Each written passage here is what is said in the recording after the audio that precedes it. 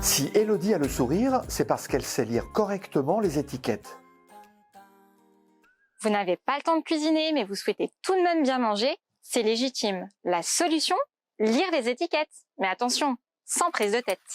Premier coup d'œil, la liste des ingrédients. Plus elle est longue, plus il est probable que le produit contienne de nombreux additifs, ce qui n'est probablement pas ce que vous recherchez. Que nous apprend cette liste ? Saviez-vous que les ingrédients y sont classés par ordre décroissant de quantité ? Vous achetez un produit aux noisettes, celle-ci figure en fin de liste. Attention, c'est qu'il n'y en a quasiment pas, donc choisissez bien votre produit. Ah oui, l'autre jour j'ai vu que mon poisson pané ne contenait finalement que 40% de poisson. Et oui, sur une boîte de poisson pané, la panure est souvent majoritaire avec beaucoup de graisse et de sucre. Mieux vaut donc les faire maison. Autre produit très souvent consommé, faites également attention aux saucisses. Ça pousse dans les arbres, les saucisses ? Qui, suivant leur qualité, peuvent contenir majoritairement de la VSM ou viande séparée mécaniquement, composée en partie de cartilage et d'os. Et les sucres, comment les repérer ? Pour identifier les sucres, regardons rapidement le tableau des valeurs nutritionnelles. Ici, vous avez la ligne des glucides. Par exemple, pour une portion de biscuit de 25 grammes, il représente 15 grammes. Si c'est un biscuit, c'est normal qu'il y en ait une bonne quantité, puisque la farine contient naturellement des glucides. Mais si c'est un plat, c'est beaucoup trop. Et les sucres ajoutés ? En dessous, on voit « dont sucre ».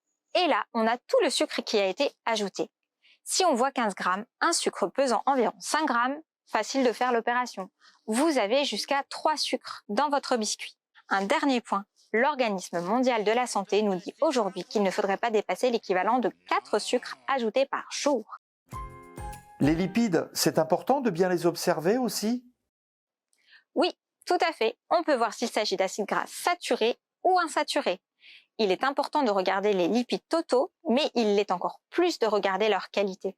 De plus, un produit qui dépasse les 10 grammes de lipides pour 100 grammes est un produit à forte teneur en lipides. À quoi d'autre peut-on faire attention ? À la mention allégé, car si le produit est allégé en sucre, il ne l'est pas forcément en calories. Et pour que le produit soit plus goûteux, il peut y avoir des graisses ajoutées. En plus, si on recherche des produits allégés, il est tentant d'en consommer encore plus. Et le Nutri-Score, qu'en penses-tu ? C'est un bon repère visuel. Il facilite la compréhension des informations nutritionnelles par les consommateurs, ce qui les aide à faire des choix éclairés. Un Nutri-Score A sera bien sûr gage d'un produit plus sain qu'un Nutri-Score D ou E, mais il reste intéressant de regarder plus en détail la liste des ingrédients. Cela vous aidera à chasser les mauvaises graisses, les additifs, les allergènes ou bien encore un excès de sucre. Comment faire pour changer mes habitudes ? Rien de plus simple. Allez-y progressivement, à votre rythme, et regardez par exemple sur une semaine la liste des ingrédients d'un groupe d'aliments. La semaine suivante, vous pouvez par exemple regarder vos céréales du petit déjeuner, puis la suivante, les jus de fruits, et ainsi de suite. Vous trouverez petit à petit tous les produits sains pour remplir vos placards.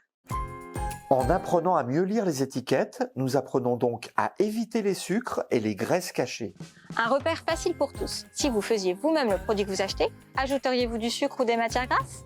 Pensez à la soupe industrielle sucrée par exemple. Vous trouverez vous-même la réponse à votre question.